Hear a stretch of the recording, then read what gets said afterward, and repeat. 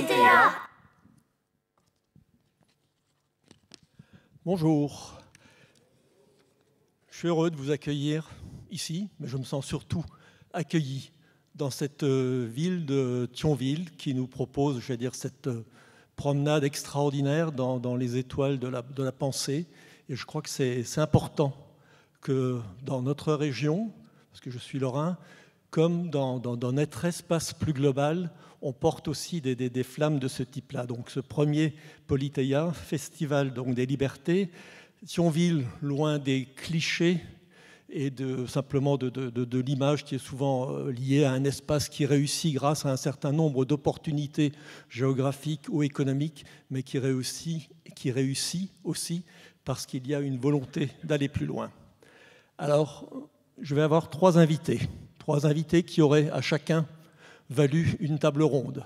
Alors le fait de les avoir tous ensemble et pour éviter qu'ils se marchent trop sur les pieds les uns des autres et que vous partiez, j'ai l'impression d'être complètement dans le noir, mais bon, ça fait rien, vous êtes là quand même, vous savez, dans une table ronde, un débat, ensuite on commence une question et ensuite les gens passent leur temps à se répondre. Et je trouve que c'est important aussi, avant d'entrer dans cet exercice où on se répond et où on rebondit l'un sur l'autre, d'avoir le temps d'exprimer. Donc, dans un premier temps, je vais leur demander de vous parler de ce qu'ils sont et aussi, je vais dire, ce qu'ils sont en train de faire.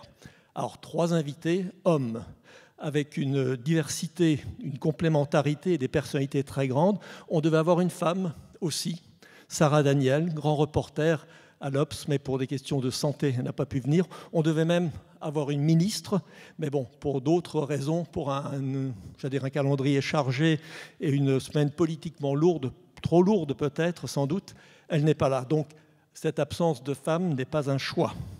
Alors, notre sujet, la liberté d'informer est-elle menacée ?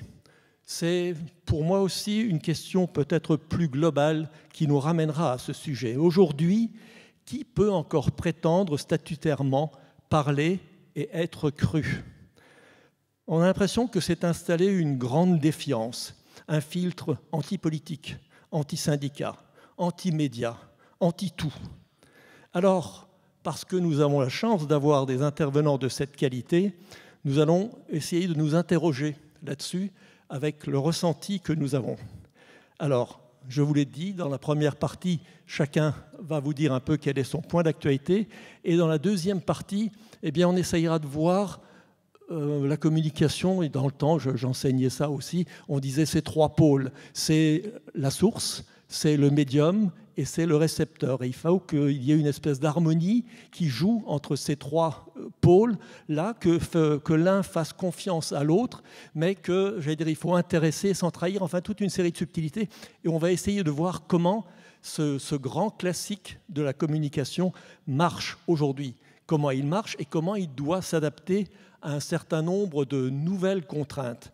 Donc, avant de vous présenter en quelques mots les invités et de leur laisser la parole, je voudrais quand même vous dire, pour ceux que je ne connais pas, dont je suis moi-même un Lorrain, un journaliste et éditeur d'un hebdomadaire qu'on a créé il y a 18 ans, très précisément, à Metz et ensuite à Nancy.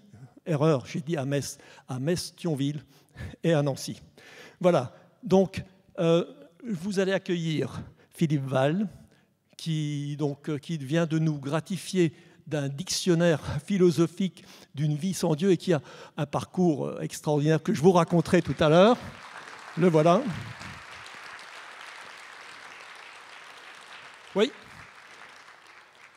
Vous allez accueillir aussi Christophe Deloire.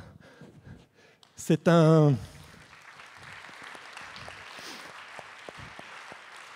journaliste, un homme qui a fait du terrain, mais qui aussi s'est plongé maintenant dans les structures et dans la défense d'un certain nombre d'idéaux. Et vous allez voir que c'est intéressant de voir, la complémentarité. Je vous ai parlé du livre de notre ami Val, celui de Christophe Deloire, Matrice, est pas mal non plus, parce que, ça remet un certain nombre de choses au point et ça permet d'avancer. Lui aussi, vous le trouverez tout à l'heure à la sortie. Le troisième invité est Vincent Giret.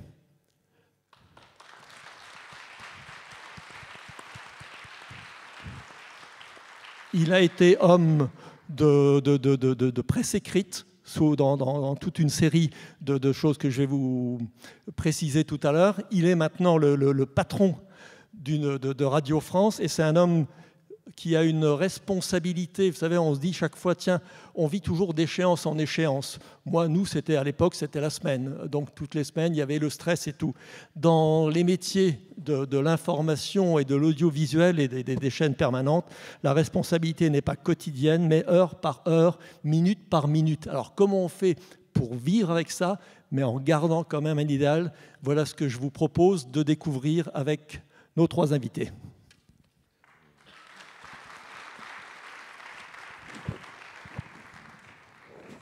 Alors, on m'a dit que le fil était assez long.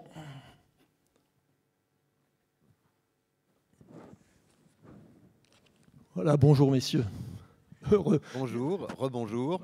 Bonjour à tous. Bonjour. Très, très heureux de vous accueillir parce que il y a quelque chose, je veux dire, dans l'histoire de chacun, comme dans le métier, il y a quelque chose de cette flamme du journalisme. Alors, je l'ai dit, je vais vous donner la parole dans un premier temps pour que vous puissiez, j'allais dire, vous présenter et nous dire ce que vous avez pour l'instant sur le cœur. Hein, et je vais dire, là j'ai le livre, j'ai le dictionnaire de Philippe Val qui est sur la table, que vous me disiez quelle est votre actualité, quelle est votre grande cause du moment. Philippe Val. Vous savez, les Italiens, ils disent pas je suis journaliste ou je suis avocat. Ils disent faccio l'avvocato ou faccio il giornalista. C'est pas tout à fait la même chose. Je fais le journaliste. Et moi, j'ai toujours eu la sensation de faire le journaliste comme de faire l'écrivain, ce qui n'est pas tout à fait pareil. Mais peut-être parce que vous n'avez pas commencé par ça. Oui, j'ai fait l'artiste. Voilà. Et ça, on le fait. Hein? Ça, on le fait. Voilà, c'est ça. Et ce sont des choses que l'on fait par passion, par amour et surtout en le pratiquant pendant des années, et voire même en dirigeant des équipes, on se prend à réfléchir à toutes les implications, à toutes les nécessités de ce travail. Donc, pour aller très vite,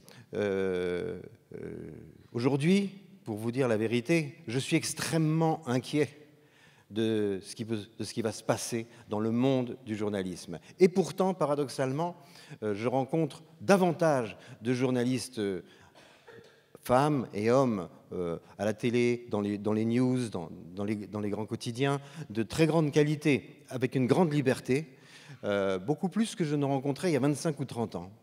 Donc il y a quelque chose dans la profession qui est en danger, qui est terriblement en danger, mais peut-être qui va être sauvé par les personnes qui la font, par des personnes qui la font. Quelle différence vous faites alors, si vous dites entre il y a 20-25 ans, c'était des gens qui avaient plus de certitude? Exactement. Ils étaient plus, si vous voulez, dans l'idéologie générale. Voilà. Alors, ça continue. Mais qu'est-ce qui menace la presse? D'abord, son modèle industriel, qui est très malade. Ça ne marche plus. Pourquoi? Déjà parce que bon, il y a des affections, la méfiance, tout ça, on en parlera tout à l'heure, j'imagine. Mais bien sûr, la publicité qui permet, quoi qu'on en dise, la diversité des titres. Cette publicité, elle a été asséchée par les réseaux sociaux et par Internet. Et la presse, des journaux qui vendaient à 500 000, aujourd'hui vendent à 18 000. Des grands journaux, des grands titres. L'Express, enfin bon, bref, tout ça. Ils ont des... Alors, juste pour éviter, là vous dites asséché. Moi, le marché publicitaire, il y a 30 ans, 40 ans, on disait ça avait été asséché par la télé. Enfin, on a toujours l'impression d'être asséché par quelqu'un. Là, en l'occurrence, ouais. Les chiffres de vente sont là pour crier. Si vous voulez, le Titanic n'était pas encore sorti du port. Là, il est en train de traverser l'Atlantique et il voit l'iceberg. Et quand vous parlez de chiffres de vente, vous tenez compte de papier numérique ou des choses de ce type-là ou pas? Papier numérique, oui. Ouais. En France notamment, alors il y a des pays où c'est un peu moins catastrophique, mais donc il y a ça. Il y a le fait, premier grand sujet, les réseaux sociaux qui concurrencent la presse sans la remplacer du tout. Ça n'est pas du tout le même objet. même si des journalistes s'y expriment, ce à quoi moi personnellement je suis totalement rétif. Mais bon, ça ne remplace pas pour différentes raisons, et notamment parce que raisons de professionnalisme, de vérification, de tout ce que vous voulez, parce que quoi qu'on en dise, le journalisme est un métier qui nécessite une expertise et un savoir-faire. Et ensuite, parce que si vous voulez, les journalistes, enfin, les réseaux sociaux sont devenus tellement puissants qu'on sent que même les journaux sont à la traîne des réseaux sociaux. Et c'est-à-dire que quand il se passe énormément de choses sur Twitter, et que sur un événement, on regarde les réseaux, « Oh, Coco, c'est de ça qu'il faut qu'on fasse la une !» Eh merde, non, c'est pas de ça qu'il faut faire la une, c'est pas parce qu'il y a 30 000 cons sur Twitter, c'est pas pour ça qu'il faut faire la une, c'est le journaliste.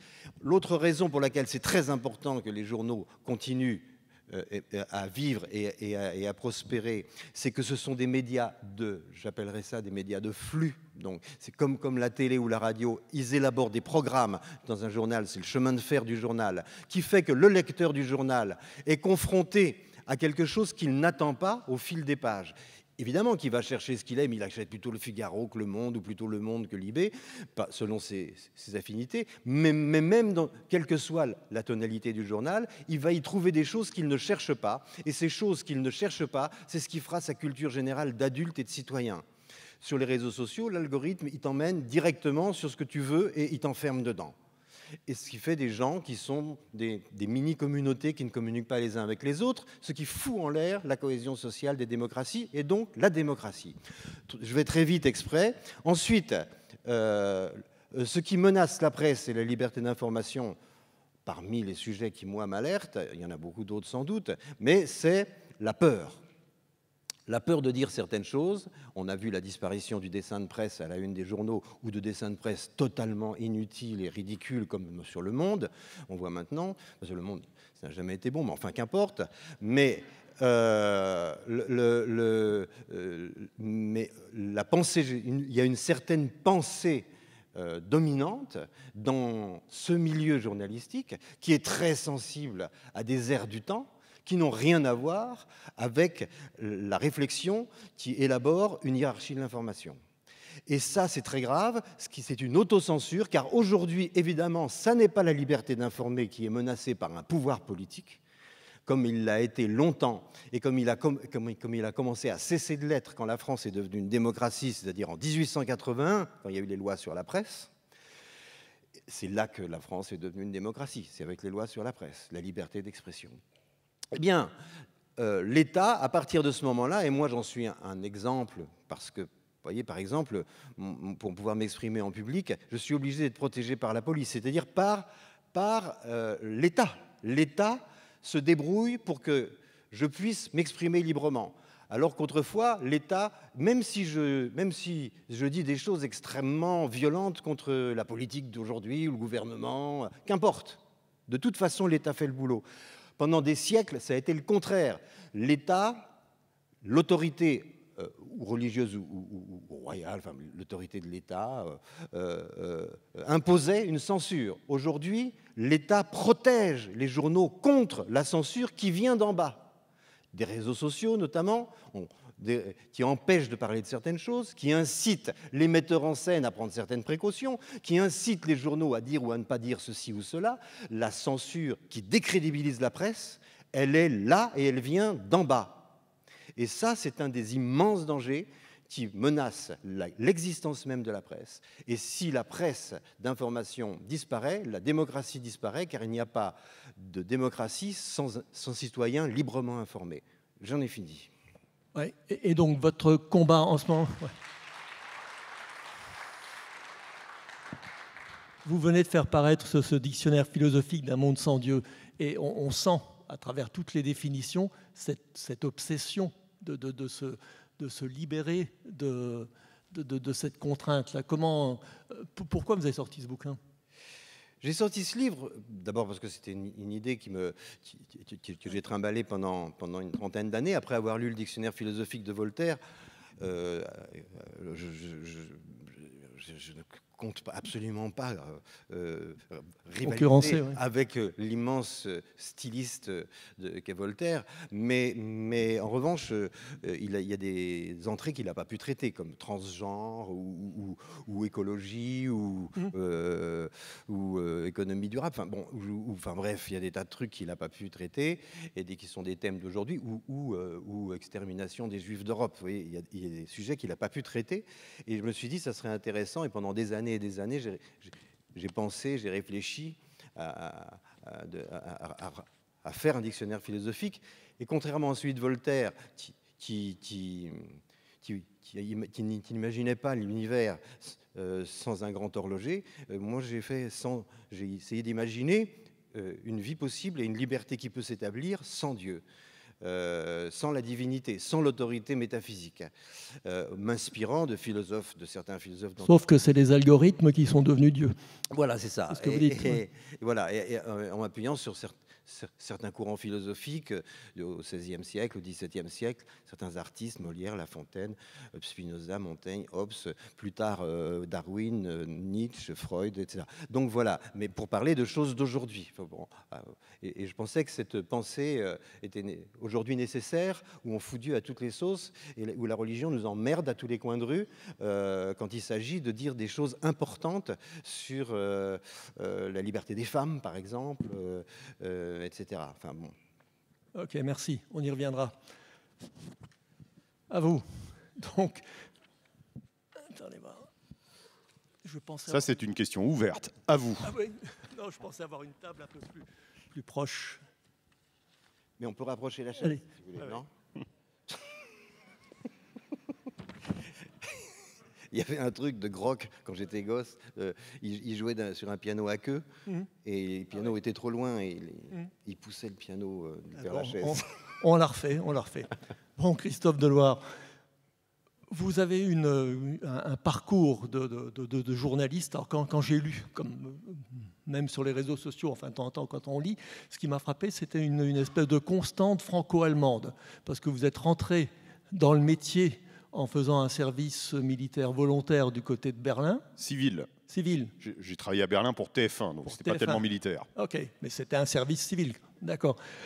Et ensuite, on vous a retrouvé, vous avez travaillé pour Arte, et après vous avez même à un moment donné été dans une expérience de lancer un journal Bild à la française, hein, du groupe Axel Springer. Enfin, donc, et ensuite, on vous retrouve beaucoup plus dans des médias, on va dire on a parlé de Libé, enfin, et non, Le Point. Le Point, oui.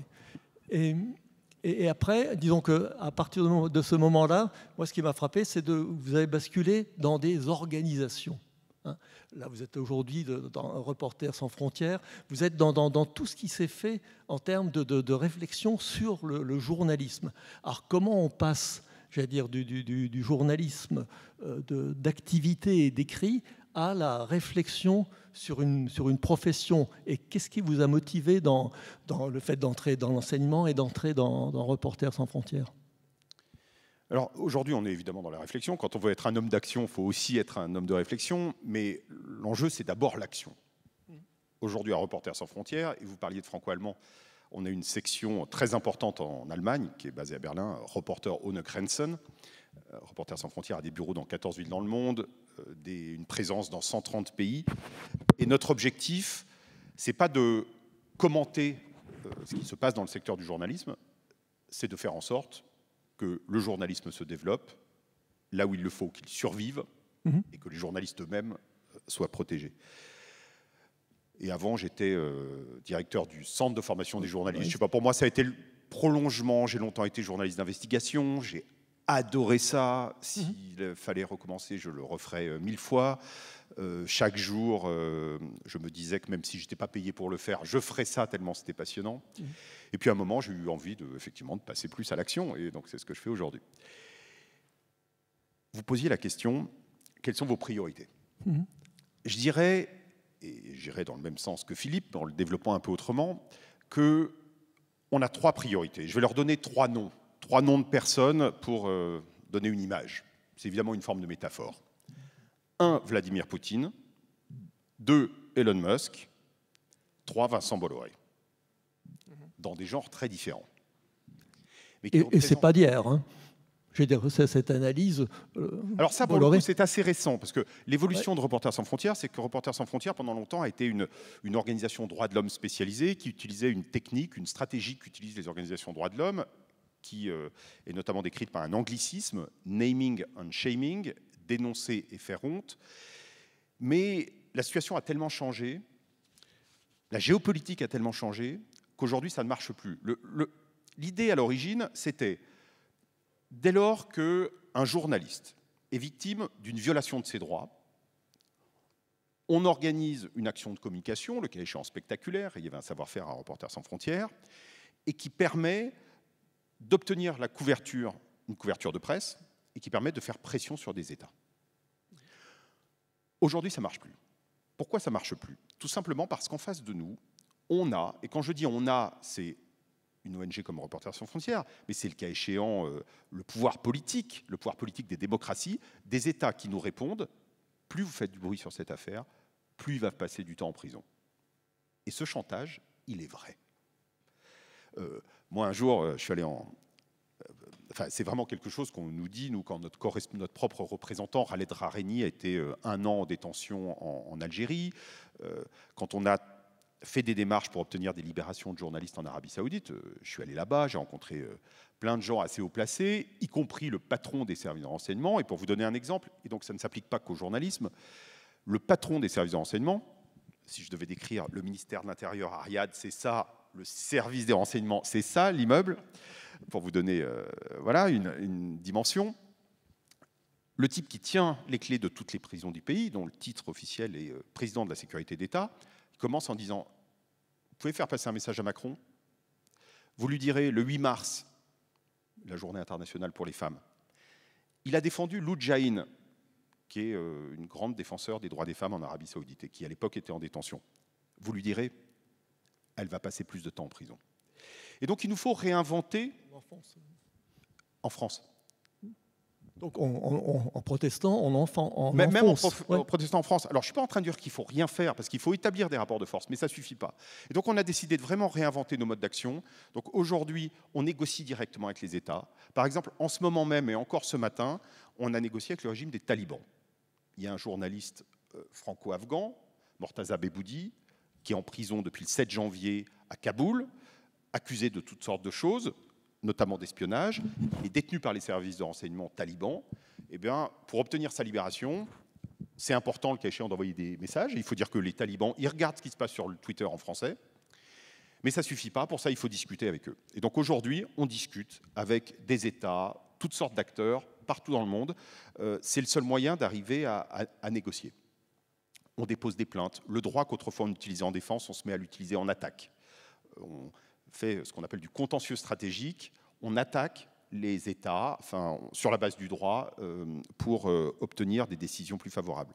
On se bat pour des cadres juridiques plus forts. On fait de l'assistance très concrète sur le terrain. Par exemple, en Ukraine, 3 semaines après le début de la guerre, le 24 février de l'an dernier, on a ouvert un centre à Lviv, puis un autre à Kiev. On a mis à disposition toutes sortes de services pour la protection des journalistes. D'abord, de la livraison de matériel, casques, gilets pare-balles, trousses de survie, formation. Maintenant, on répond à la demande d'aujourd'hui, qui est on veut pouvoir travailler pour ça, il faut de l'électricité. Donc on fournit des batteries, des générateurs électriques, voilà, toutes sortes de choses. On aide financièrement des médias. Et puis on s'est dit, si vraiment on veut avoir de l'influence, en fait, il ne faut pas simplement, et c'est ce qu'on continue à faire, défendre des personnes, mais il faut travailler sur les systèmes. Il faut travailler sur les règles de l'avenir, et les règles notamment juridiques, et essayer de favoriser que Elon Musk, Mark Zuckerberg ne puissent pas être des ministres de la vérité. Parce qu'aujourd'hui, disons-le, on a tous une crainte légitime des ministères de la vérité. Mais le ministère de la vérité, c'est vrai que l'État aujourd'hui, par les moyens de protection le cas échéant, mais surtout par la justice, qui est une justice libérale, enfin, au sens philosophie politique du terme, et ça, il faut le reconnaître. Elle est protectrice du droit. Elle est protectrice de la liberté d'expression et d'opinion, du droit à l'information, mais d'autres acteurs, que spontanément on se sent peut-être moins en tant que citoyen en mesure de critiquer directement, eux veulent imposer leur ministère de la vérité. C'est Mark Zuckerberg qui, avec son algorithme, peut décider, et il l'a fait, alors il est revenu depuis que Joe Biden a déclassifié un rapport de la CIA, mais peut dire si le virus est sorti des laboratoires de Wuhan ou pas. Moi, personnellement, j'en sais rien. Je suis intéressé à lire des enquêtes. En tout cas, que quelqu'un qui gère une entreprise, qui a près de 3 milliards de comptes, il y a près de 3 milliards de personnes qui ont un compte, ça ne veut pas dire qu'elles y vont tous les jours sur Terre, et puissent prendre de telles décisions, ça, c'est le ministère de la vérité. Et ça, il faut le lui retirer. Il faut imposer des garanties démocratiques. Que des oligarques, et c'est un phénomène mondial, ça n'est pas que français, puissent non pas diversifier les lignes éditoriales, ça c'est formidable. Et donc, s'agissant de Vincent Bolloré, ce qui est critiquable, ce n'est pas la ligne éditoriale, mais puissent imposer des contenus, leur mettre l'information, à certains égards, sous ordre. Ça, c'est dangereux. Et puis enfin, je parlais de Vladimir Poutine. Alors on peut se dire, Vladimir Poutine, tout ça, c'est pour les Russes. Mais on est dans la première vraie période de mondialisation de l'information. Avant, certes, les ondes, notamment les ondes radio, et ça a beaucoup été le cas pendant la guerre froide, pouvaient franchir les frontières. Même si, quand elles franchissaient les frontières, en réalité, les gens s'intéressaient plutôt au divertissement qu'à l'information. Il y a ces histoires très fameuses de télévision occidentale diffusée en RDA, et en fait, ce que regardaient les gens, c'était Dallas, et non pas les informations occidentales, qui faisaient l'objet de la même défiance que l'information locale. Mais aujourd'hui, on est dans un espace public globalisé. Il n'y a plus de frontières. Donc les garanties juridiques, elles ne s'appliquent plus vraiment, parce qu'elles s'appliquent à des acteurs nationaux, mais des acteurs étrangers, de quelque nature qu'ils soient, peuvent, eux, diffuser de la propagande, diffuser de la désinformation. Et ça, aujourd'hui, nos démocraties ne sont pas équipées pour résister à ça. Et ça, c'est un travail dans lequel on s'est engagé avec Reporters sans frontières. Mais vous disiez, vous disiez qu'on ne peut pas les attaquer frontalement, mais vous avez mis en place, ou bien vous imaginez, tout un système de déstabilisation. Je n'ai pas dit qu'on ne peut rien faire dans l'absolu, on peut faire. Et la question, c'est d'ailleurs aujourd'hui une question de volonté et de perception des enjeux. C'est-à-dire, chacun peut se dire, mais en fait, c'est formidable cette liberté d'avoir chacun notre compte TikTok, notre compte Facebook, notre compte, etc., en fonction des générations auxquelles on appartient, etc. Mais la réalité, c'est qu'avant, on avait un Parlement élu démocratiquement, établissant des règles transparentes qui organisaient le champ de l'information et de la communication. Et je vais vous donner un seul exemple pour que tout le monde comprenne bien. Il y a une loi que sans doute très peu de gens connaissent dans cette salle, qui est la loi Bichet. Bon, je n'entends pas un mouvement de foule en réaction à la loi Bichet, qui est une loi qui a été adoptée à la Libération sur la distribution de la presse.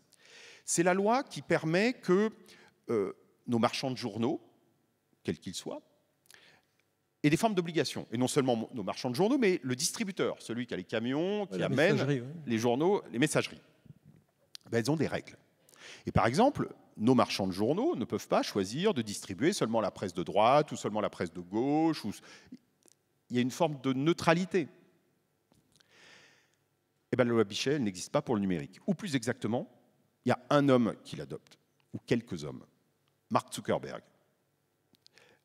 Il décide de la distribution de l'information sans aucune garantie démocratique, alors qu'au fond, il y a une forme de délégation, mais elle devrait être assortie de conditions. Non seulement il décide des règles, on dit le code, c'est la loi, le code informatique, c'est la loi, code is law. Donc il a remplacé le Parlement, il édicte les règles. 2, il a remplacé la justice. Il met en œuvre ses propres règles, il prend les décisions, il a créé une Cour suprême, un oversight board. 3, comme les autres plateformes, il a remplacé certaines administrations, sauf que lui, c'est de manière discrétionnaire qu'il distribue son argent. Et parfois, il fait des partenariats avec des médias qui sont l'équivalent de la corde tenant le pendu. Bref, ils ont pris un pouvoir dément. Il faut absolument reprendre un contrôle démocratique, pas des contenus, mais imposer des règles de base sur le pluralisme, sur la fiabilité de l'information, sur la transparence de ces règles. Alors Elon Musk a dit cette semaine qu'il allait vraiment, il a répété sa promesse de rendre transparent l'algorithme de Twitter. On verra. Et pour ça, l'Union européenne a commencé. Ça s'appelle la législation européenne sur les services numériques et sur les marchés numériques. Disons-le, notre sentiment, c'est que c'est mieux qu'ailleurs, parce qu'ailleurs, il n'y a rien, mais c'est encore très loin du compte. Philippe, vous vouliez dire quelque chose ? Oui, juste je voudrais pas prendre sur le temps de parole de Vincent. Ah, il arrive. Mais on peut y revenir. Mais je pense que à partir du moment où les réseaux sociaux, parce que c'est de ça dont il est question, c'est de ça dont tu parles, se disent ah bah finalement ça on va l'enlever, ça on va réguler ça. Ils s'avouent éditeurs de contenu. Par exemple, quand ils enlèvent le compte de Trump, ça veut dire tout d'un coup, ils se rendent compte qu'ils ont une responsabilité sur ce qui circule sur leur outil qui les rend milliardaires. On est bien d'accord. Ce sont donc des éditeurs de contenu qui, en éditant des contenus, font du business, avec la pub, machin, tout ça. Bon, ok.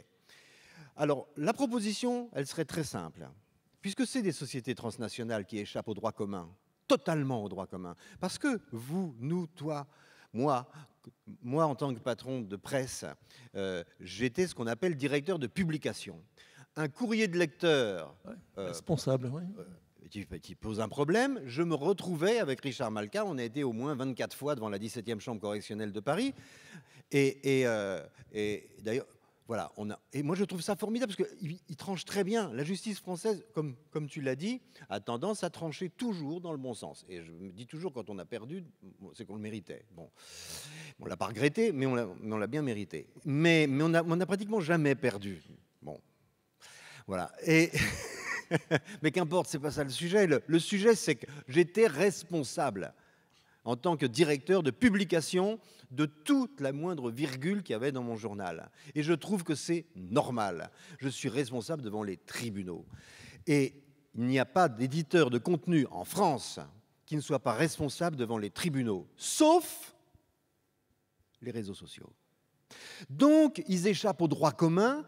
Non seulement, alors fiscalement, n'en parlons même pas, mais du point de vue du pur droit et de la responsabilité de ce qui circule dans l'opinion et dans l'information du citoyen. Donc, je propose, depuis un moment, Richard et moi, on milite pour ça, que par pays, il y ait un directeur de publication pour TikTok, avant qu'on l'interdise une bonne fois pour toutes, parce que ça, c'est le fond de ma pensée, mais passons. Pour Facebook, pour Twitter, pour Instagram, un directeur de publication responsable des contenus devant les tribunaux. Comme ça va calmer le jeu. Il y aura des amendes, il y aura des problèmes, il y aura des contentieux devant les tribunaux, mais au moins on pourra commencer à réguler cette espèce d'égout qui fout la peste à l'opinion. Alors peut-être qu'il y avait des gens dans la salle, et tout le reste sera consacré à Vincent Giret. Non, juste, il y a peut-être des gens dans la salle qui avaient peur qu'on soit tous d'accord. Et là, je suis en grand désaccord. Il faut les mettre devant des responsabilités, mais pas du tout les mêmes que celles des éditeurs de presse. Parce que sinon, ça permettrait que Mark Zuckerberg et Elon Musk puissent décider de ligne éditoriale, puissent faire des choix. Or, précisément, il faut leur retirer la capacité de faire certains choix. Et c'est tellement nouveau, ce que font les plateformes numériques, qu'il faut leur imposer des responsabilités nouvelles. Alors, il y a des propositions sur la table. On a lancé un partenariat qui a maintenant été signé par 50 États. Ça s'appelle le Partenariat sur l'information et la démocratie. Vous pouvez les regarder après la séance si ça vous intéresse. On va pas... le patron de ChatGPT, on ne peut pas lui donner les mêmes responsabilités qu'au patron d'un média. Ils ne font pas la même chose. En revanche, des responsabilités très fortes, il faut y aller très fort, ça c'est clair. Et là-dessus, on est d'accord. Et l'idée d'avoir un responsable juridique par pays, elle est dans la nouvelle législation européenne, ça pour le coup. Merci, messieurs. Vincent Giret.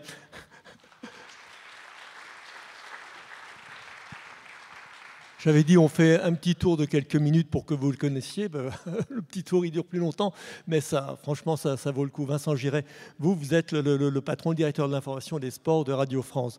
Vous avez connu d'autres... Et pas le patron de Radio France. Vous l'avez dit tout à l'heure. Ça me permet une petite rectification. C'est Sybille Veil, c'est une femme qui dirige Radio France. Et l'information suffit largement à mon bonheur. OK. Bon, donc le patron de l'information... On est d'accord. De Radio France. Vous avez eu une carrière qui a commencé par la presse écrite, et notamment dans des domaines... j'allais dire du grand reportage, mais aussi de l'économie. Enfin, vous êtes un homme complet. Vous avez été à l'Expansion, vous avez ensuite été dans des rédactions qui ne sont pas forcément toujours simples. Quand je parlais de Libé tout à l'heure, c'était à vous que je pensais. Et là, aujourd'hui, je veux dire, vous êtes dans cette peau d'un gestionnaire global d'information, avec aussi, j'allais dire, votre ressenti. Comment vous faites, quand on entend ce qu'on vient d'entendre, pour vous dire demain... voilà ce que je vais dire à mes journalistes, voilà ce que je vais dire à mes auditeurs. Comment vous arrivez à construire quelque chose qui vous satisfasse et qui en même temps intéresse? Alors c'est une question très vaste, mais d'abord je me retrouve quand même dans le diagnostic assez sombre qu'ont fait mes deux camarades.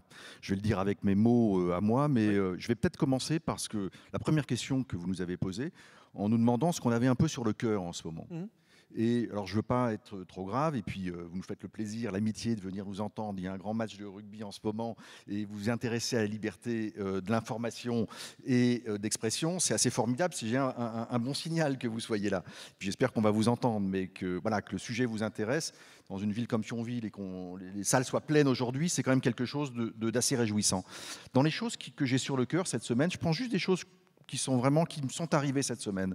Cette semaine, j'ai déjeuné avec Rhys, le patron de Charlie Hebdo, et son bras droit. Et j'ai appris à ce moment-là qu'ils étaient à nouveau sous surveillance maximale. Le risque était à nouveau maximal, plus fort qu'il n'a jamais été aujourd'hui qu'hier. Ils ne se déplacent pas dans Paris sans une voiture blindée. Ça vraiment, je l'ai sur le cœur.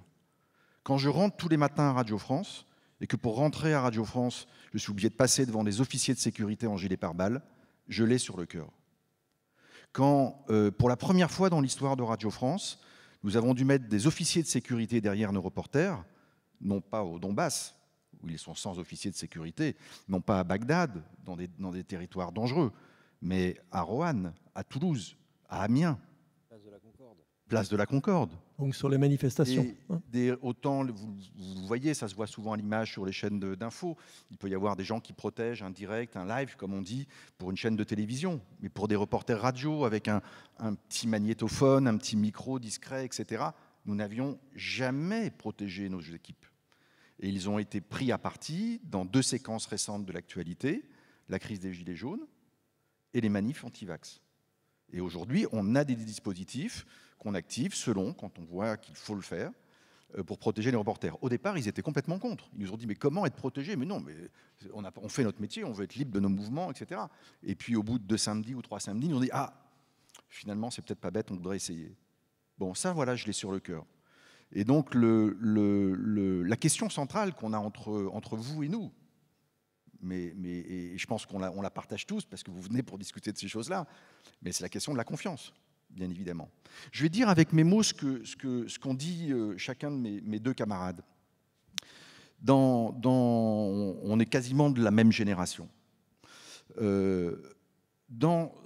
En deux petites décennies, on a vécu 4 grandes ruptures, totalement historiques dans l'histoire du journalisme, ce qui fait que le journalisme aujourd'hui est face à des enjeux complètement existentiels, et que la liberté, et même peut-être la démocratie, est plus fragilisée que jamais. La première rupture, on en a parlé, ils en ont parlé, c'est une rupture technologique.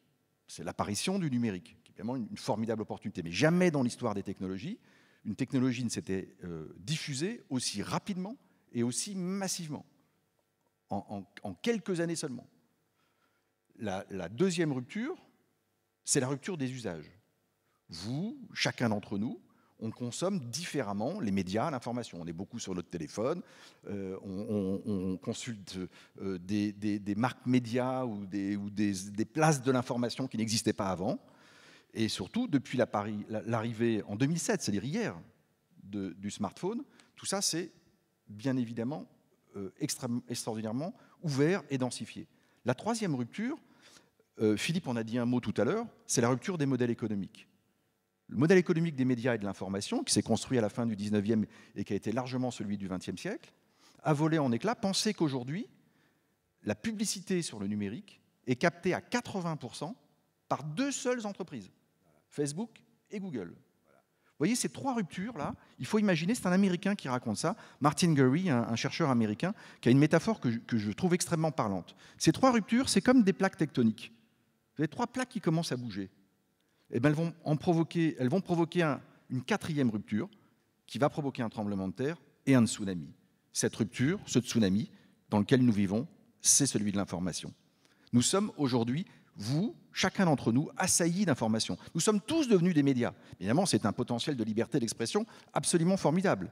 Et vous voyez bien qu'aujourd'hui, aussi bien une mairie, un festival, chacun d'entre nous, une marque de mode, une entreprise, va avoir ses propres canaux de diffusion, de commentaires, de capacité à poster de l'information, etc., etc. Et donc, on vit aujourd'hui dans ce tsunami. Ça, c'est extrêmement important de le comprendre. Et ça demande, bien évidemment, mes deux camarades ont déjà commencé à parler des solutions, ça implique plein de choses.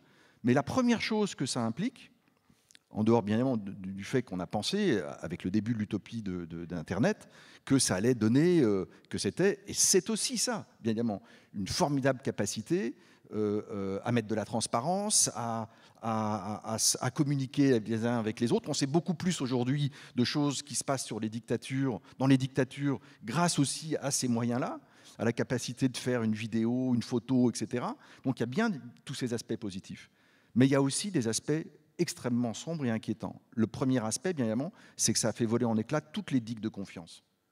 La confiance que nous avons, ce que Philippe décrivait sur la façon dont fonctionnaient les journaux, on pouvait être communiste et lire l'Humanité, être gaulliste ou de droite et lire un journal de droite ou le Figaro.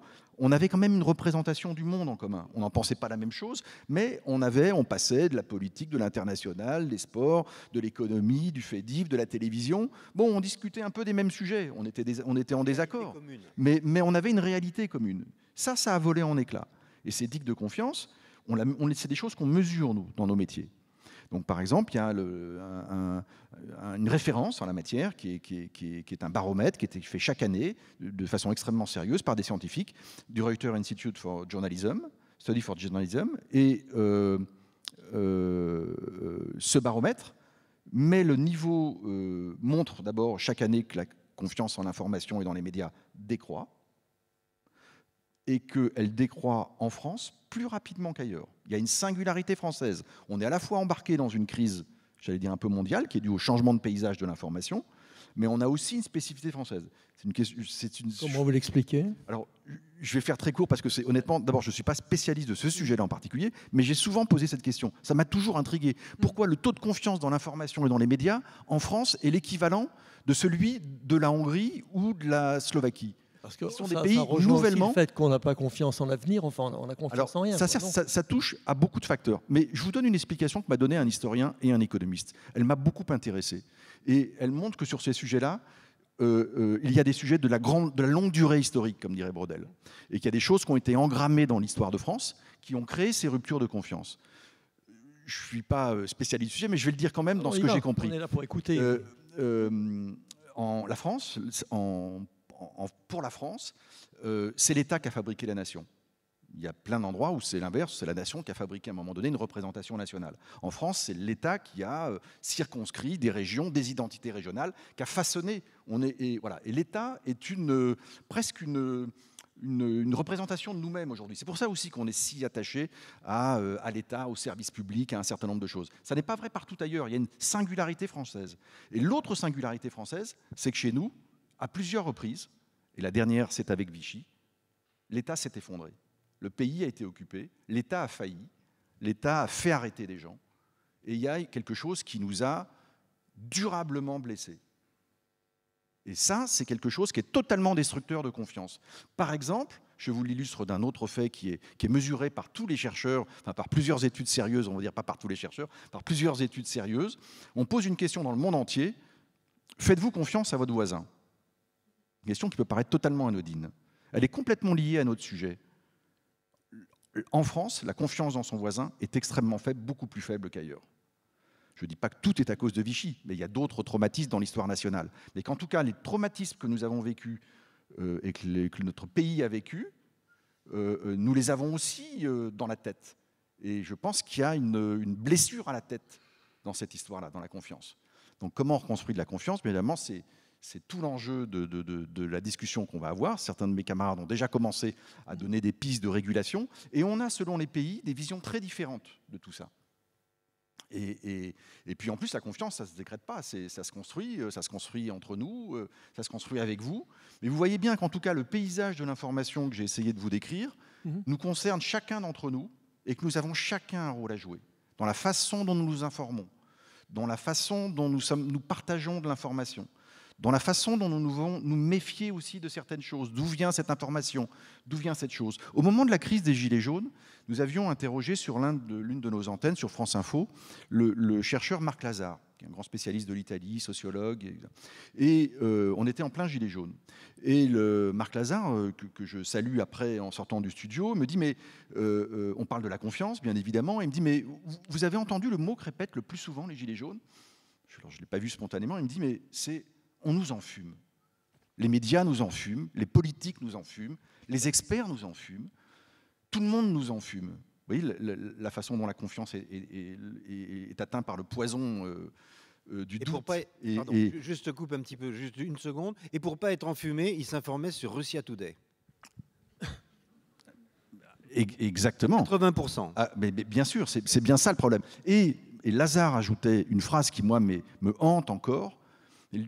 Tu as parlé, Philippe, à un moment donné, de l'expertise, de la nécessité aussi d'avoir des journalistes beaucoup plus experts aujourd'hui qu'hier encore.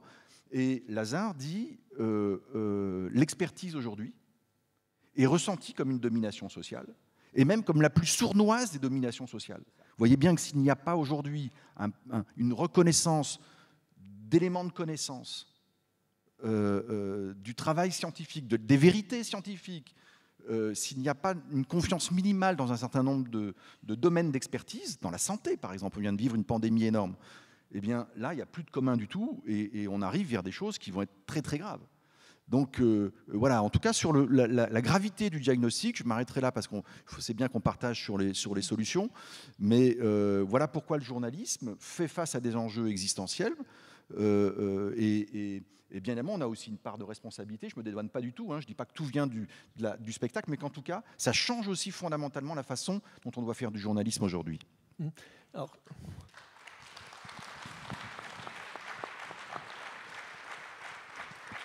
Merci. Alors, votre exposé là m'a fait penser à... J'ai entendu une conférence il y a quelques années d'un sociologue qui s'appelait Gérard Mermet, qui disait qu'on est passé de la société de consommation à la société de consolation. Et c'est vrai aussi dans la presse, parce que les gens, ils ont besoin quoi? D'être aimés plutôt que d'être éclairés ou informés? En tout cas, aujourd'hui, ce qu'on remarque vraiment dans les tendances de l'information, et je suis sûr qu'une partie d'entre vous, nous tous, on a, à cause aussi de ce tsunami dont je vous parlais, on a aujourd'hui, on est pris en fait, maintenant c'est mesuré, on est pris dans la fatigue informationnelle. La news fatigue, disent nos amis anglo-saxons.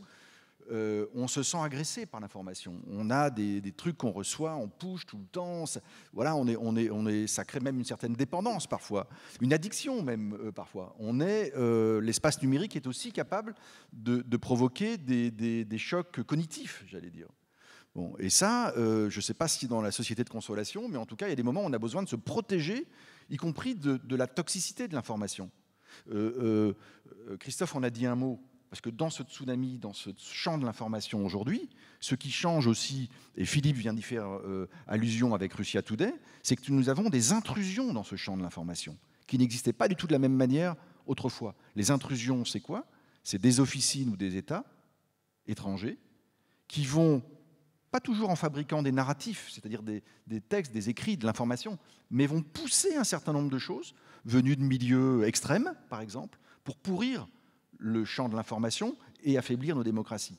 La Russie a été maintes fois pris la main dans le sac sur ce sujet-là, aussi bien aux États-Unis pendant la campagne du Brexit chez nos voisins britanniques, ou des tentatives même en France pendant la campagne électorale présidentielle de 2017.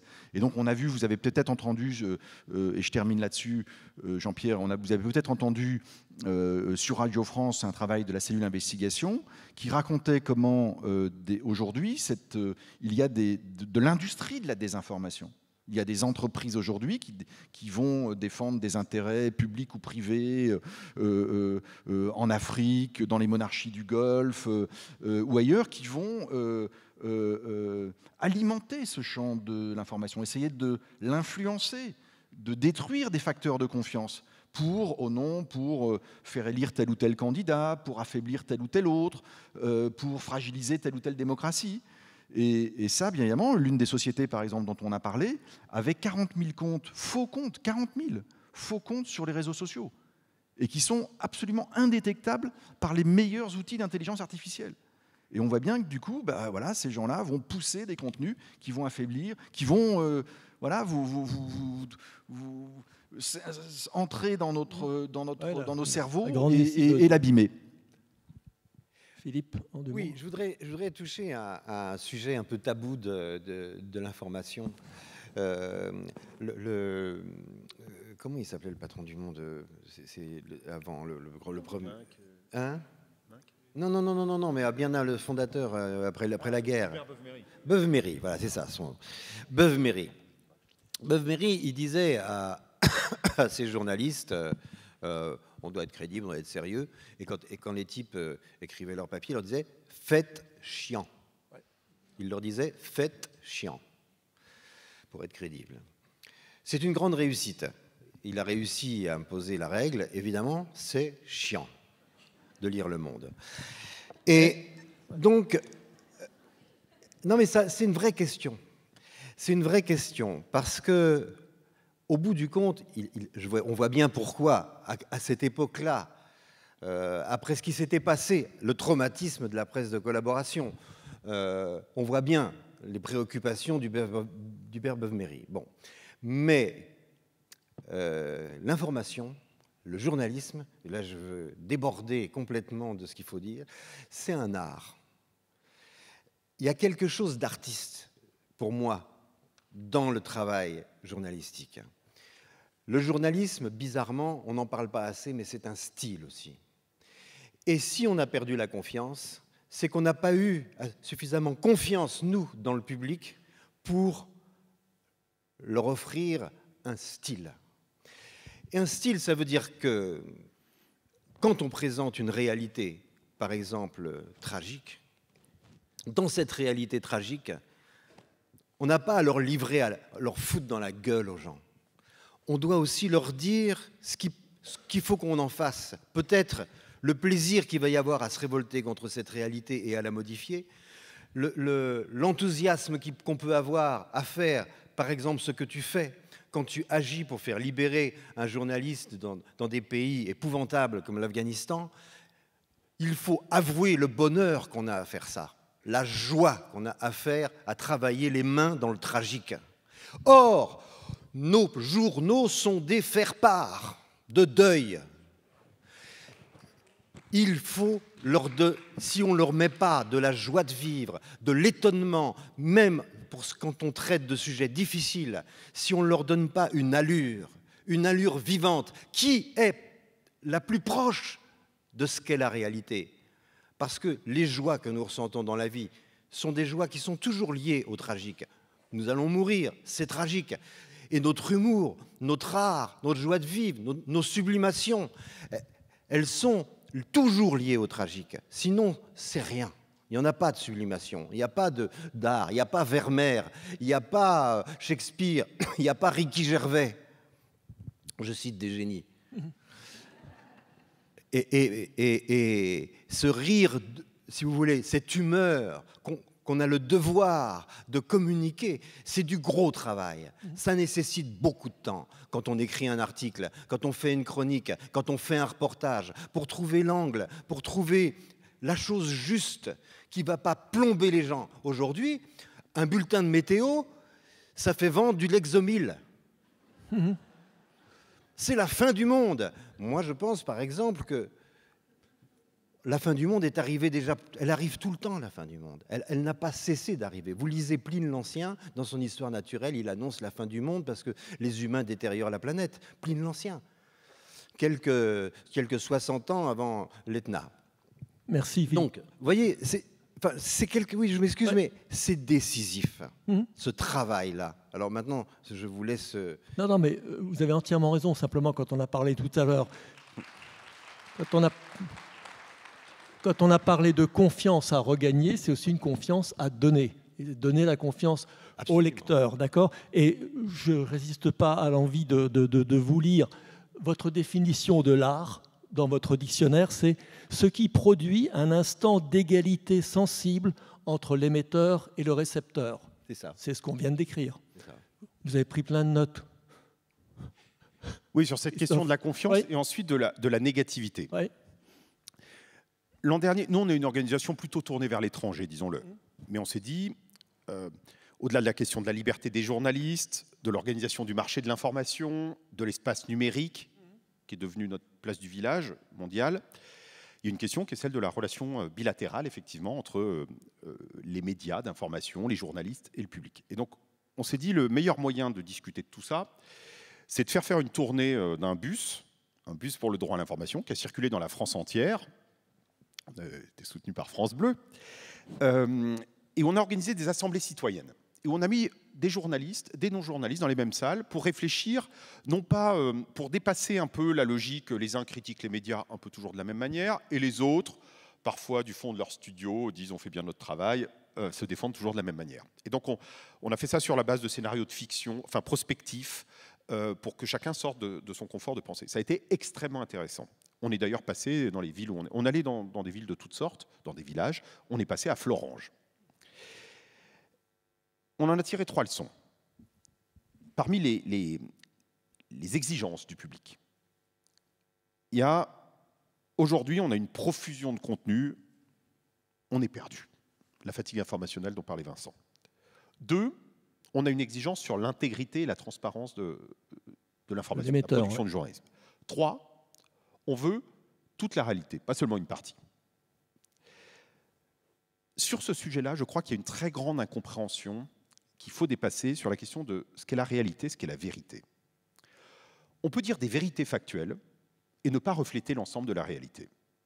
Et donc, une partie du public peut dire, vous êtes très honnête, vous êtes peut-être très expert, vous avez peut-être des diplômes, vous avez peut-être des sachants, mais il y a une partie que vous ne reflétez pas, il y a des biais. Et ça crée une défiance très forte. Et ça, je pense qu'il y a vraiment quelque chose où les journalistes, le journalisme en général, doit s'interroger sur ces pratiques. Dans les biais, donc il peut y avoir des biais idéologiques, des biais sociologiques, disons-le, les journalistes ont certaines places dans la société, peuvent être proches d'autres de la société, défendre des formes d'intérêt. Dans votre livre, vous dites qu'il faut donner à nouveau aux journalistes le statut de tiers de confiance. Alors ça renvoie à autre chose, c'est le fait que... C'est quoi la fonction sociale du journalisme aujourd'hui? Je pense que c'est effectivement à la faveur des règles éthiques, de l'indépendance éditoriale, de la méthodologie journalistique. Le rôle des journalistes, c'est d'être des tiers de confiance. Dès lors qu'on se comporte en cléricature morale, on sape notre légitimité. Parce que les gens disent, de ta position, pourquoi tu me dis ce que je dois penser? Apporte-moi des faits. Même si, je pourrais être contredit, de bon nombre de médias, pour se sauver aujourd'hui, deviennent des médias d'opinion. L'un des grands biais, c'est le biais qu'évoquait Philippe, c'est le biais de négativité. L'esprit humain aime la négativité. Nous-mêmes, disons-le, à l'instant, on est relativement négatif, puisqu'on dit que tout ça, il y a des nuages sombres, des orages qui s'avancent. On a peut-être des raisons. C'est pas parce qu'on refuse le biais de négativité qu'il ne faut pas être inquiet. Seuls les paranoïaques survivent, comme on sait. Mais le biais de négativité, il est extrêmement puissant. Il y a quelque chose de très ancré chez les journalistes, qui est que leur rôle, c'est de parler des trains qui n'arrivent pas à l'heure, de dire ce qui ne va pas, de simplement dénoncer. Et cette posture-là, elle devient insupportable et elle ajoute à l'espèce de détresse et de défiance.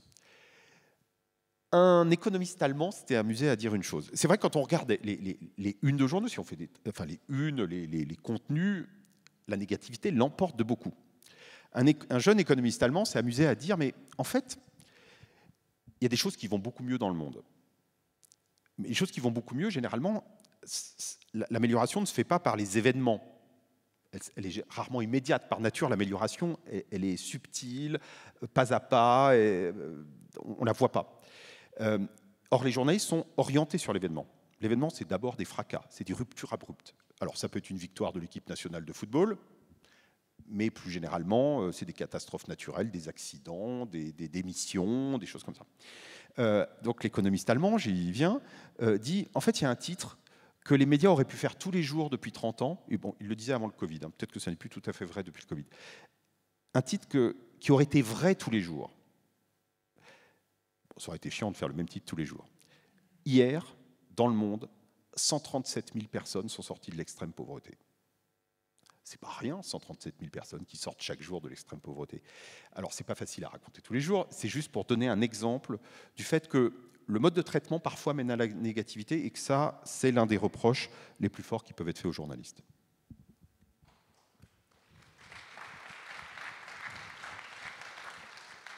Alors, vous voulez dire, Vincent, quelque chose? Non, je pense que la question de la négativité, elle est très importante, bien évidemment, parce qu'elle participe de la fatigue informationnelle. Je l'éclaire juste avec un seul exemple, qui est la grande affaire climatique. Et ce qui va me permettre de dire aussi des choses sur le métier de journaliste. Bien évidemment, aujourd'hui, en regardant objectivement le travail des meilleurs scientifiques sur le sujet, il y a une très grande urgence. C'est quand même un sujet extrêmement grave. On s'y colle très très tard. Il est déjà très tard. C'est pas foutu, hein, mais il est déjà très tard. Mais bien évidemment, si on ne dit que cette chose-là, on est totalement anxiogène et on ne pousse pas du tout à l'action. Et donc, la responsabilité du journaliste sur un sujet aussi complexe, qui imbrique des tonnes de facteurs différents, est d'abord de le comprendre. Et je vais revenir ensuite pour la raison pour laquelle ce n'est pas du tout évident que le journaliste le comprenne. Et ensuite, c'est d'éclairer tout ce qui est voie de passage, de montrer le nombre de gens qui font des choses extrêmement positives et intéressantes sur le sujet, très très souvent venus de la société civile, d'une PME en région, d'un écosystème dans les territoires, de citoyens qui se sont mobilisés, etc. Et la difficulté, cette affaire climatique est totalement emblématique des difficultés du journalisme.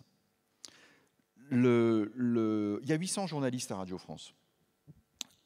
On voit bien dans notre vie quotidienne, de plus en plus de sujets d'actualité ont une double résonance scientifique, on l'a vu avec la pandémie, et économique. Parce que bien évidemment, on le voit bien aussi avec la guerre en Ukraine, il y a un tas de facteurs qui s'imbriquent. Et l'affaire climatique, c'est à la fois un sujet avec une résonance scientifique très très forte, et puis des conséquences économiques et sociaux derrière qui sont bien évidemment très importants.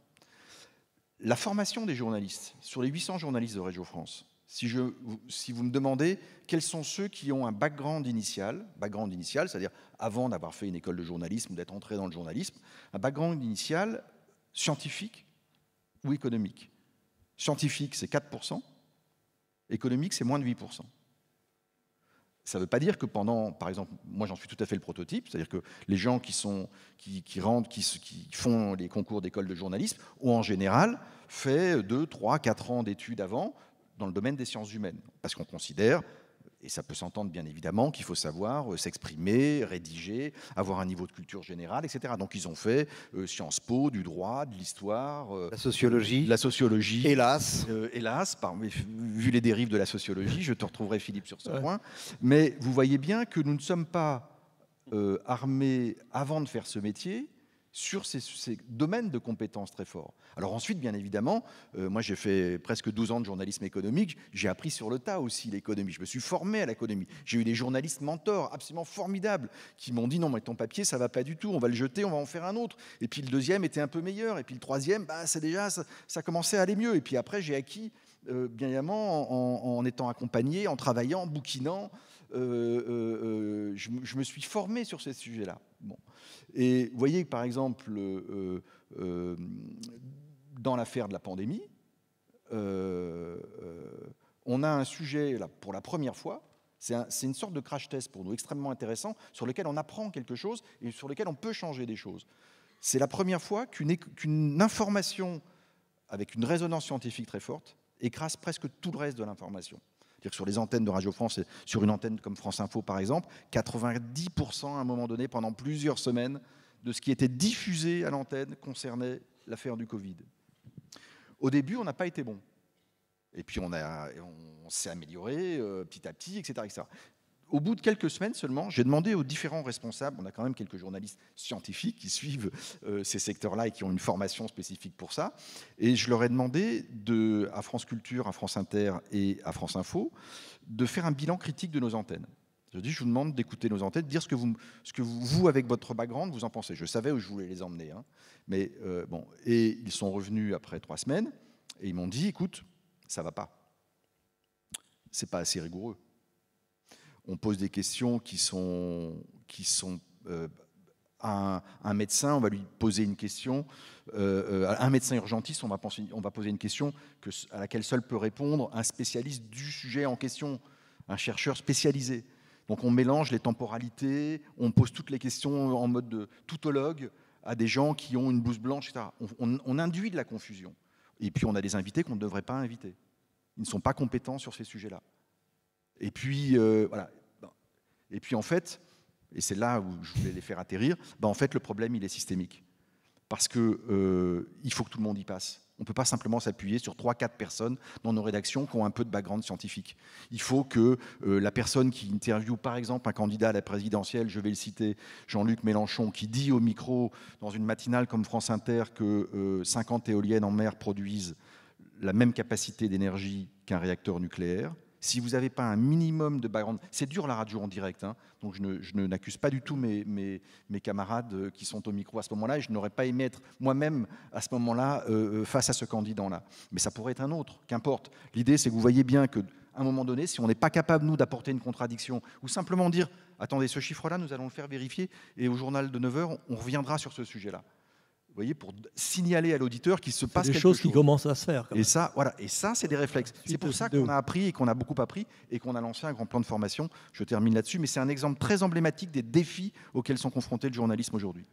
Je voudrais juste dire un petit commentaire sur ce que dit Vincent.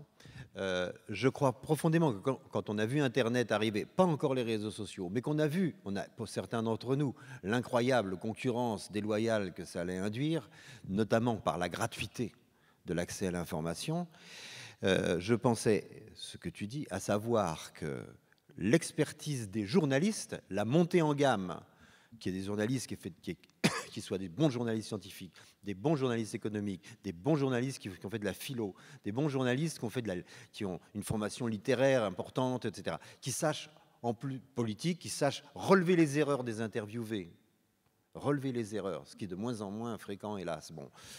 Eh bien, cette qualité d'expertise des journalistes, elle aurait justifié qu'un journal se paye. Parce que cette qualité d'expertise, elle n'est pas gratuite. Même elle est sur Internet, elle n'est pas gratuite.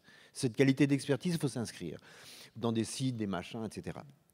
Donc, c'est vraiment la montée en gamme du métier qu'aurait pu ou qui pourrait sauver le métier. Notamment, parmi les choses qui peuvent sauver le métier, c'est la montée en gamme de ces acteurs, en gamme intellectuellement. Les idées, ça marche. Les gens sont sensibles. D'ailleurs, aujourd'hui, on est à Thionville.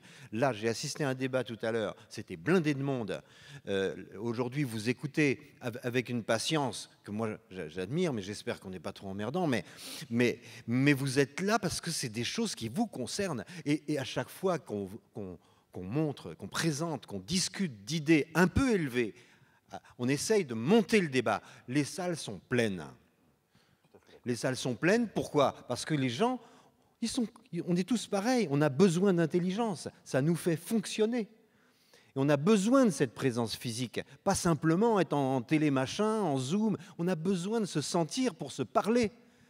D'ailleurs, je pense que les journaux doivent avoir des sites internet très importants.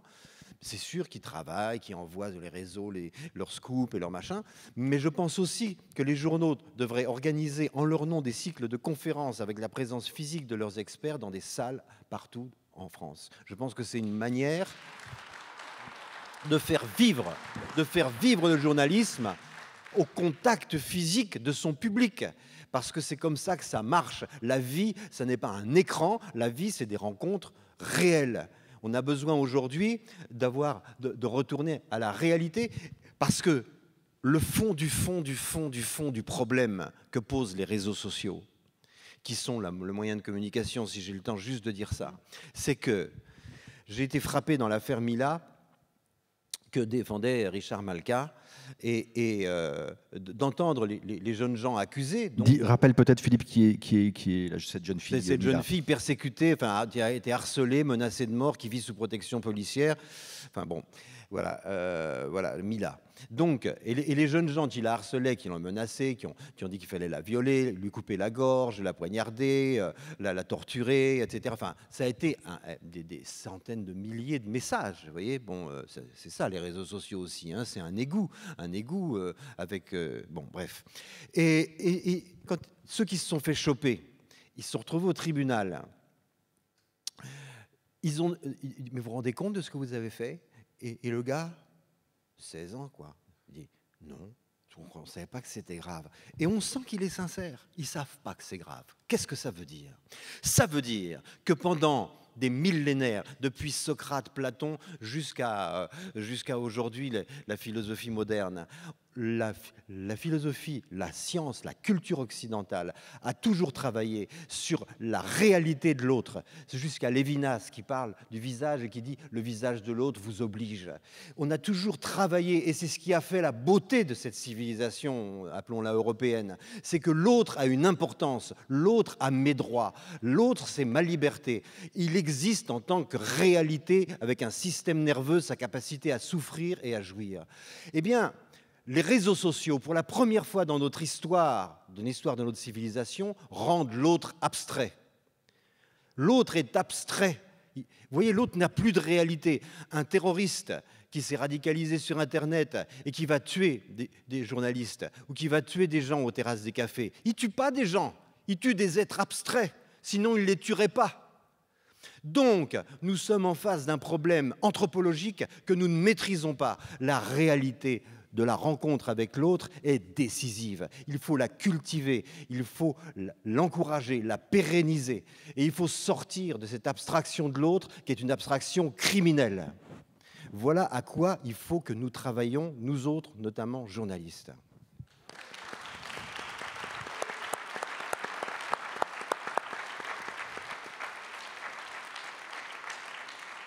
Merci Philippe.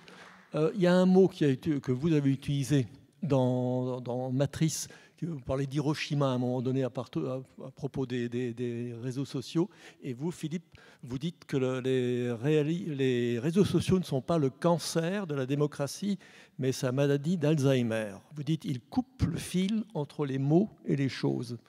Hein? Donc, exactement. On y arrive.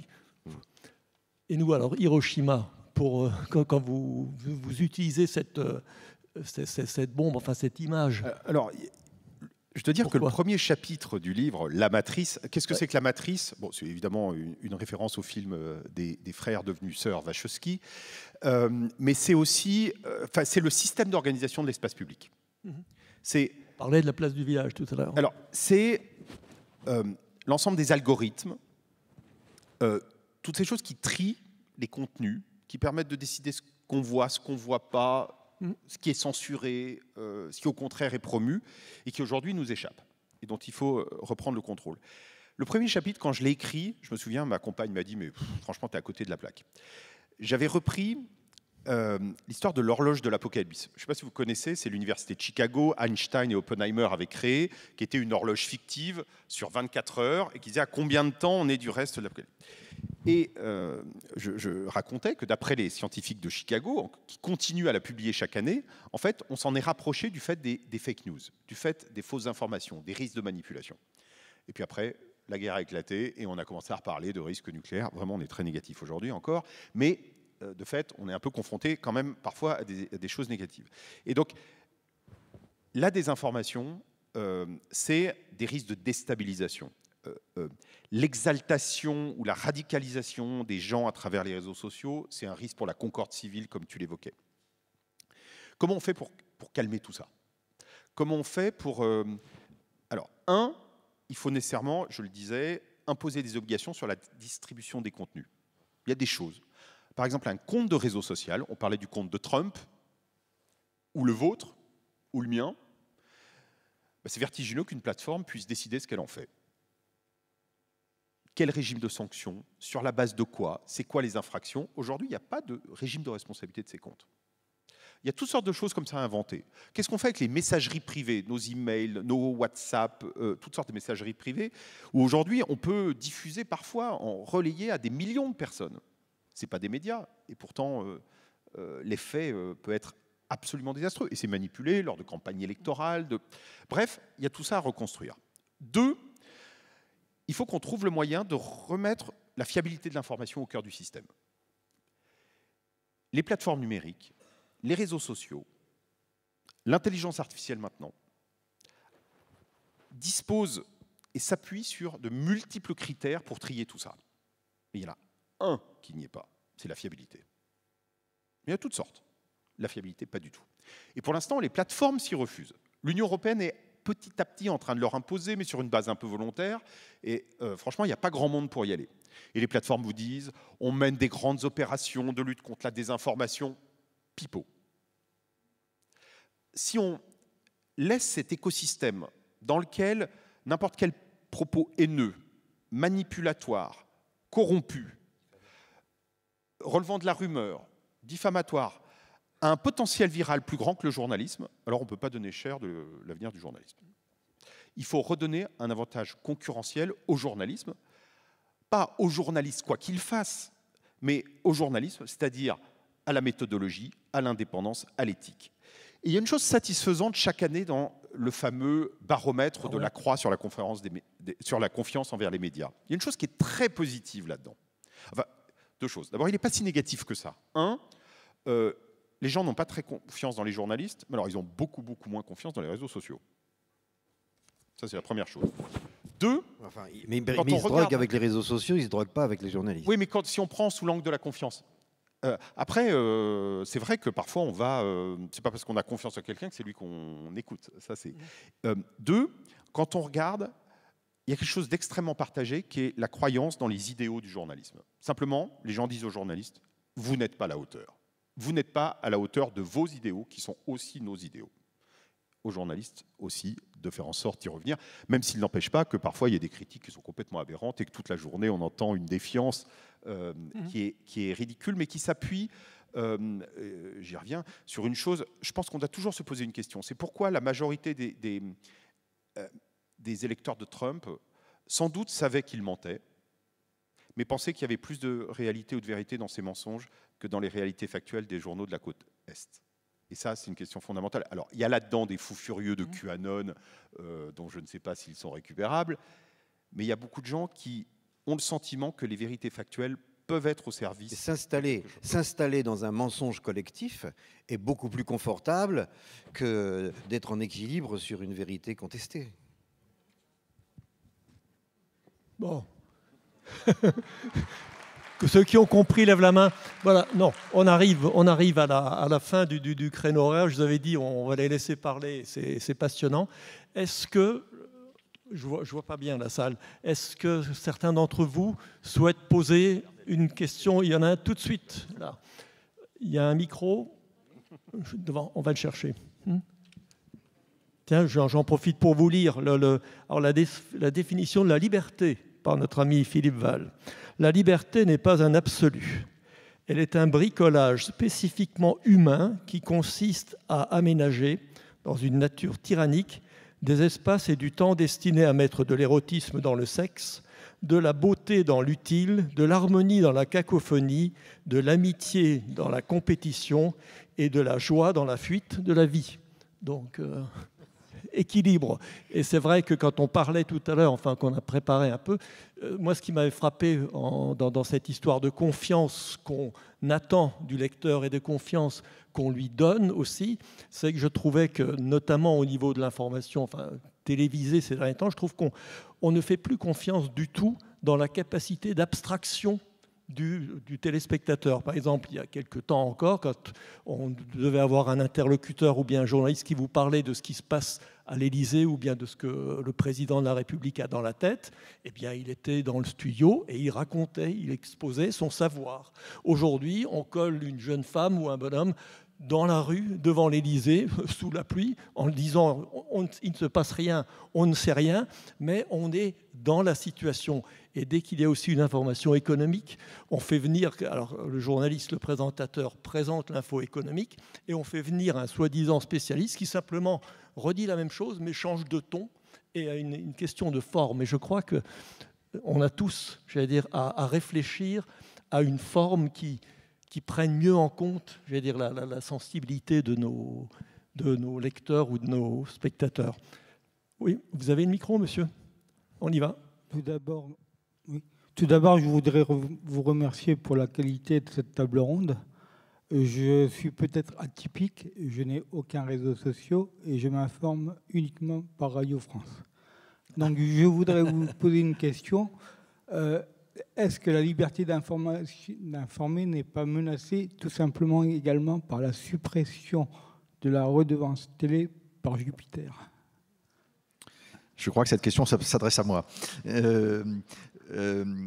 Bien évidemment, ce qui est important, monsieur, moi je crois, ayant travaillé, ça a été rappelé à la fois dans le privé et dans le public, et je n'ai pas du tout de mépris pour les médias privés, ils sont très utiles, il faut qu'il y ait des champs aussi de concurrence dans ces domaines-là. Mais je crois très important dans le paysage qu'on connaît aujourd'hui et que j'ai essayé de vous décrire et qu'on a décrit avec mes deux camarades, à la nécessité d'un service public indépendant, libre dans ses choix, exigeant, et qui travaille aussi sur des sujets qu'on a évoqués à l'instant, liés à la confiance.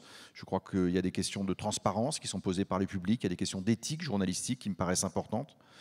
Et tout ça, dans ce champ très chaotique de l'information, je crois qu'il y a un pôle de stabilité possible si un service public existe et qu'il est fort. Aujourd'hui, dans le domaine de l'information, vous pouvez très bien vous informer si vous êtes prêt à payer. Si vous êtes prêt à payer, vous avez un certain nombre de médias, quelle que soit votre sensibilité, avec des très bonnes rédactions et vraiment une qualité de l'information formidable. Et sans doute, ça n'a jamais été à ce point de qualité auparavant. On peut tous avoir un certain nombre de critiques à faire sur les médias selon notre sensibilité. Philippe parlait du Monde, il y a beaucoup de choses que je dois pouvoir partager avec Philippe sur le Monde, mais c'est une autre histoire et ça n'intéresse pas beaucoup nos amis. Mais voilà, si on veut payer, si on est prêt à payer aujourd'hui, on peut être très bien informé. Mais le reste, il y a un risque d'information à deux vitesses, d'avoir de l'information élitiste pour des gens qui sont prêts à payer, et puis le reste, c'est le grand n'importe quoi des réseaux sociaux. Et s'il y a un pôle gratuit, public, du service public, qui existe, fort, indépendant, je crois que c'est un domaine important. Alors vous m'interpellez sur son financement. Moi, à titre personnel, je préfère une redevance. Bien évidemment, ça me paraît surtout donner une garantie, une visibilité, ce qui est important, puisque le système n'est toujours pas stabilisé dans les projets du gouvernement aujourd'hui.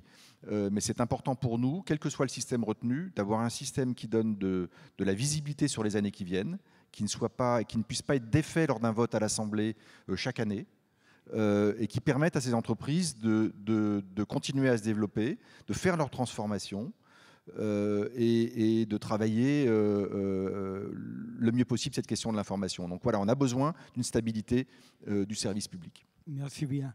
Et moi, j'ai eu le plaisir de voir votre documentaire sur grand écran, service public, le traitement de l'information, du moins l'élection présidentielle. Merci.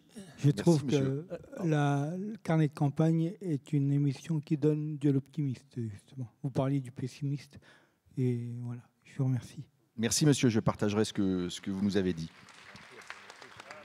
Est-ce qu'il y a d'autres questions? Oui, madame, là. Oui. Ah, pardon, je n'ai pas vu, excusez-moi. Oui.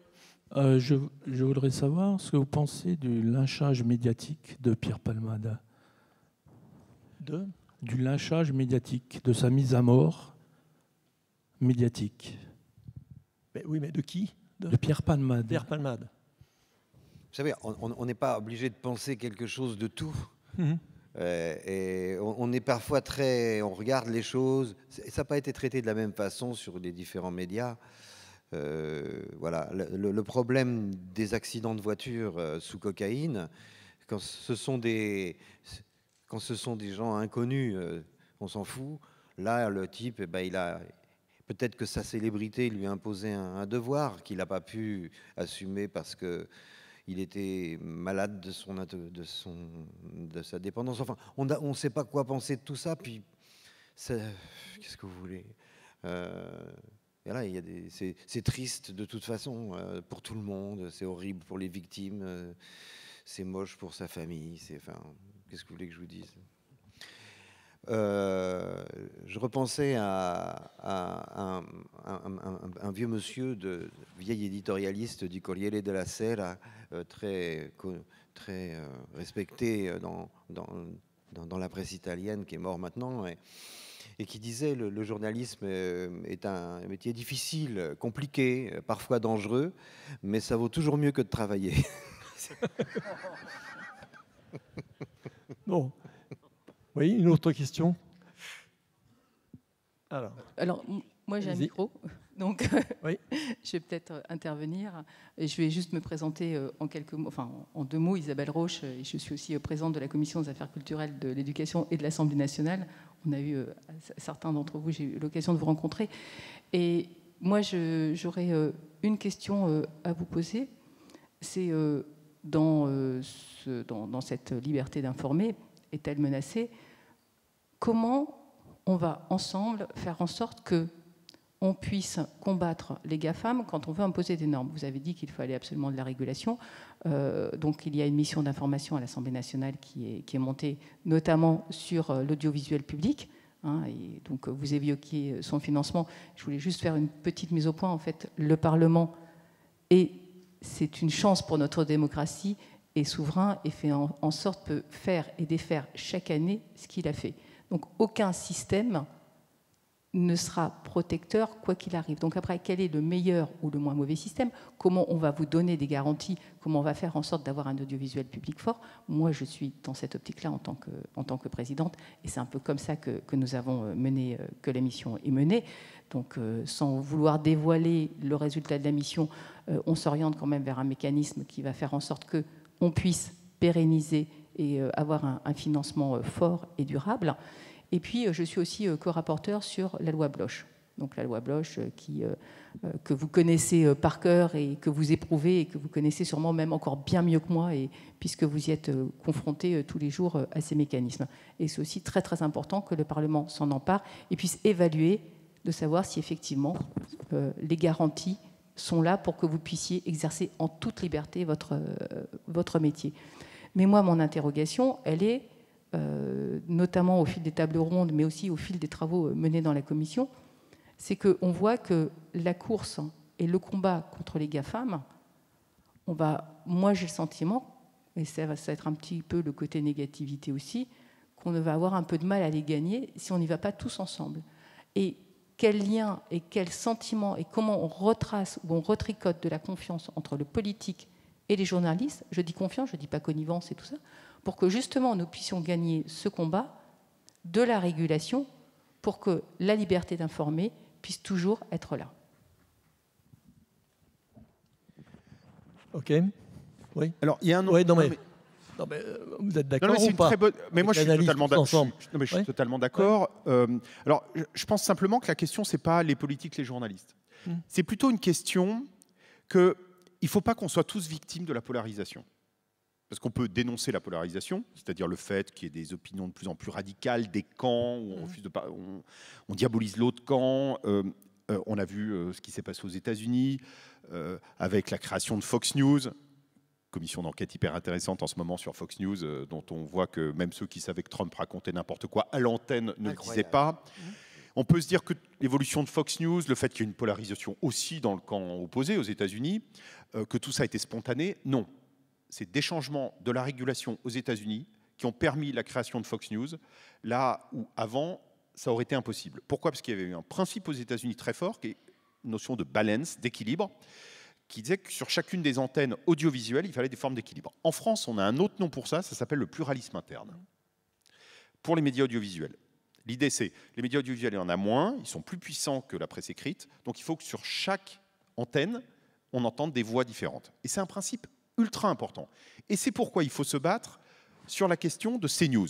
CNews, inspiré de Fox News. La question, c'est pas qu'il y ait des gens de droite qui parlent ou des gens très à droite. Ça, il faut surtout pas le politiser de ce point de vue-là. La question, c'est celle qui a un pluralisme restreint. Et ça, aujourd'hui, c'est le rôle de l'ARCOM, l'organe de régulation, de le faire respecter. Malheureusement, ils ne le font pas. Nous, on a déposé un recours au Conseil d'État. On verra ce qu'il donnera, mais on espère bien qu'il va fonctionner.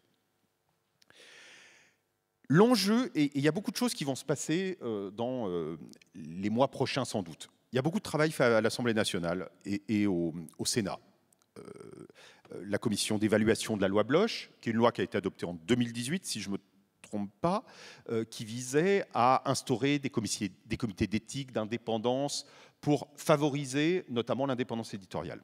Et avoir une mission d'évaluation, c'est extrêmement important. Ça a été annoncé il y a quelques jours. C'est très positif.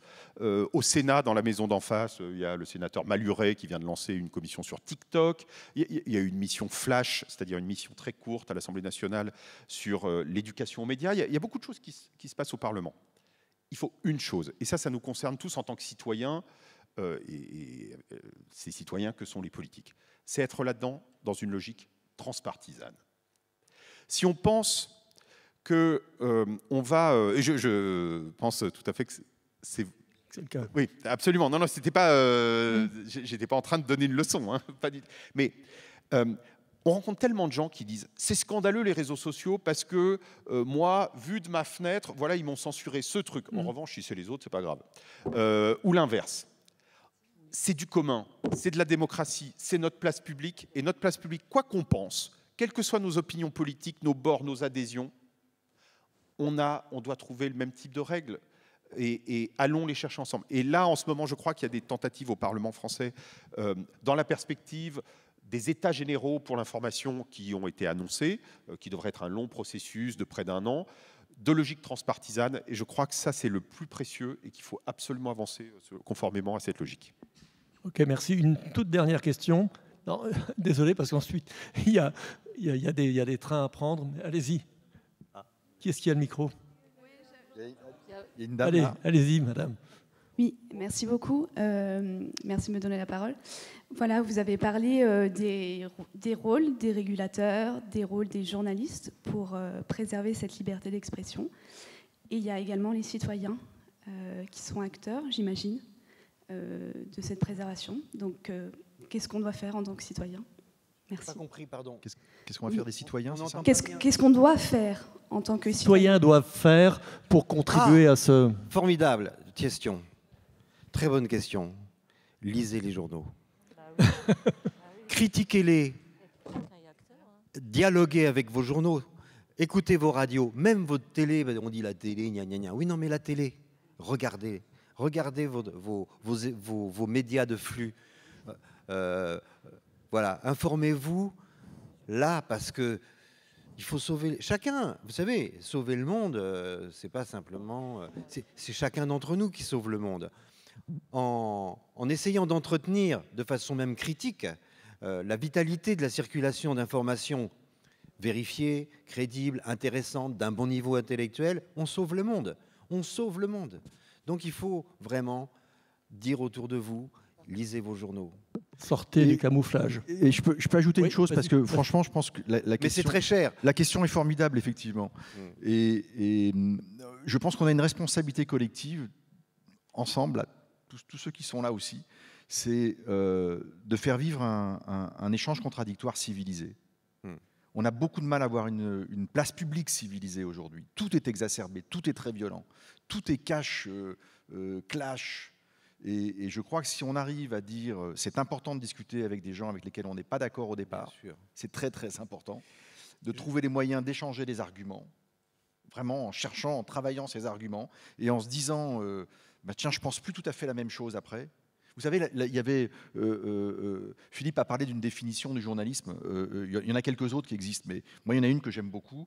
C'est vous partez avec une idée, vous revenez avec une autre. Ah, voilà. Et ça, je pense que c'est fondamental. Qui a fait du reportage connaît ça. Et qui a fait du reportage connaît ça. Et ça, il n'y a pas plus jouissif de changer d'idée. De changer d'idée et de... Voilà, vous voyez, moi j'ai le souvenir, par exemple, d'un reportage que j'ai fait en Égypte. Je suis parti avec une idée, je suis revenu et je me suis accroché à l'idée avec laquelle j'étais parti. Et je l'ai fait relire à mon rédacteur en chef qui m'a dit, mais attends, là tu mets tout en bas un truc, mais en fait c'est ça ton truc, c'est ça qui est nouveau, c'est ça que tu as vu sur le terrain, raconte-le. Et il avait raison, et j'ai refait complètement le papier. Je me suis dit, ah ben, et là, j'ai fait un papier qui était du coup beaucoup plus neuf sur le sujet. Mais vous savez, il y a une accroche de ça, quand même, pour nous y encourager. C'est que les gens, enfin moi, vous regardez les chaînes d'infos, c'est bon, comme moi, sans doute, quand même, et vous lisez certains articles dans les journaux, des gens qui sont actuellement à Kiev ou dans le Donbass, etc. Heureusement qu'ils sont là.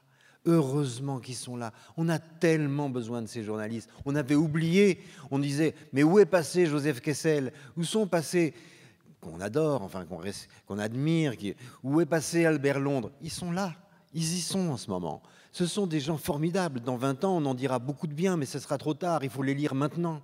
Il faut écouter ce qu'ils ont à raconter, ces reporters qui vont en Afghanistan. J'ai une copine qui est peut-être là dans la salle, qui était en Afghanistan. Moi, j'étais son patron, je l'ai envoyée. J'ai pas dormi pendant des jours parce qu'elle était là-bas, cette folle. Mais elle a ramené un boulot formidable qui était utile pour les lecteurs. Vous voyez, c'est pas rien. C'est mérité quand même la confiance généralement qu'on donne aux journalistes, même si on fait mal notre métier, même si on est critiquable, même si on est sinistre et si on n'a pas assez de talent. Néanmoins, il faut qu'on fasse des efforts, mais vous aussi, vous devez écouter les radios, écouter, pas simplement les écrans, putain, avec les téléphones, mais non, les radios, les journaux. C'est vraiment très important. Et puis, on viendra vous voir, on discutera, on ferait moi, c'est une société idéale, hein, où les journalistes viennent discuter dans des salles avec le public, vraiment. Ok, merci en tout cas.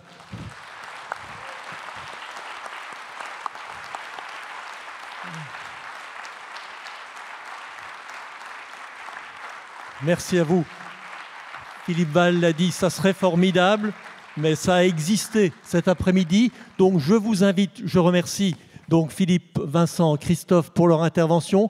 Je vous signale que les auteurs de livres, donc en l'occurrence Philippe et Christophe, vont dédicacer leurs livres juste à la sortie de la salle, juste à l'étage un tout petit peu au-dessus. Donc on se retrouve et vraiment merci. Ciao.